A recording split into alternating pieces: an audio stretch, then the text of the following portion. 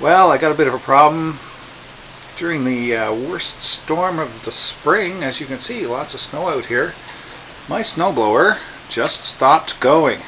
Here it is here. So we're going to try and fix this. I think I know what the problem is, and hopefully this can help you out too. So the first thing I'm going to do is stand it up.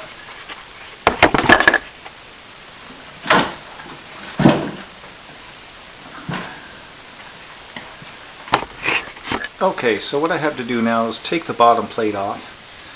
That is going to be these 10mm bolts. There's one here, one down here, and two on the other side.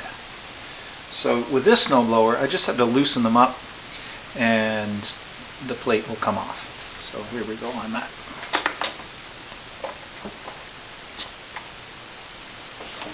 You might notice I have green tape on my 10mm socket.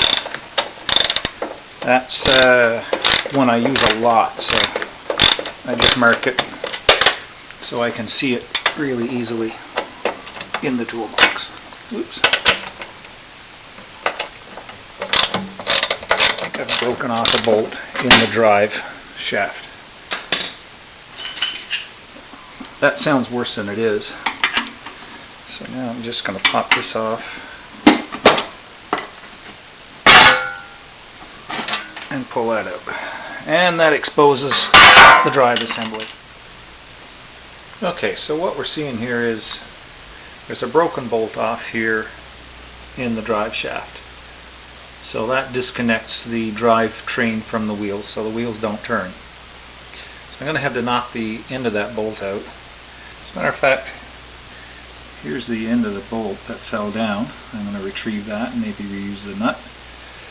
But meantime, I'm going to have to knock the middle part of that bolt out of there. So that's going to be just a matter of... Okay, so there it goes. We have one broken off bolt.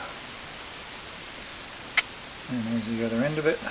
The head part is obviously gone somewhere or other, but it doesn't matter. Oh, there it is on the floor. So it actually broke in 3 parts. There you go. Okay, so I've got the new bolt. I'm going to put some thread anti-seize on it, so if it ever needs to come off again, it won't be seized into the hole. It's messy stuff, but it really should be put on every bolt that you use. Okay, so it's just a matter now of putting the bolt in the hole. I'm going to rotate this a little bit here. I will secure the nut on. This nut has a nylon insert, so it self-locks, which is very important for an area like this where there's going to be a lot of vibration. And this happens to be an 11mm, so I will cap that with my socket. I really need a tripod.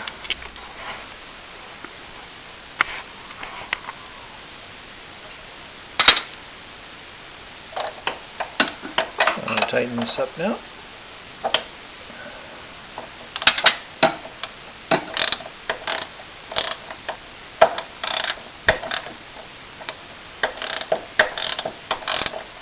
I'm not going to go completely tight with this.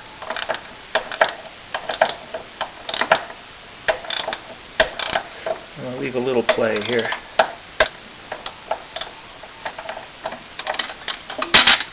There we go. That should do it. Now my bolt's in place. I'm going to reassemble. So if you look here, there's some gunk on this wheel here. It's just rubber that comes off this. Ideally this should be clean, otherwise it will reduce your traction somewhat. So I just have a little mineral spirits on a rag here. As you can see, that'll just take that right off. I'll get it as best I can, and I'm going to pull on the starting cord a little bit, which will turn that wheel because it's directly connected to the engine. And that will get it around for me to get the other part. Sweet, so pretty easy. And this will just help the traction and help it work a little bit better. I think it gunks up like this pretty quickly once you start using it, but it doesn't hurt to do this. Keep some of the buildup down. So now my wheel's nice and clean. My shear bolt is replaced for my drive shaft, so this snowblower is going to work great again.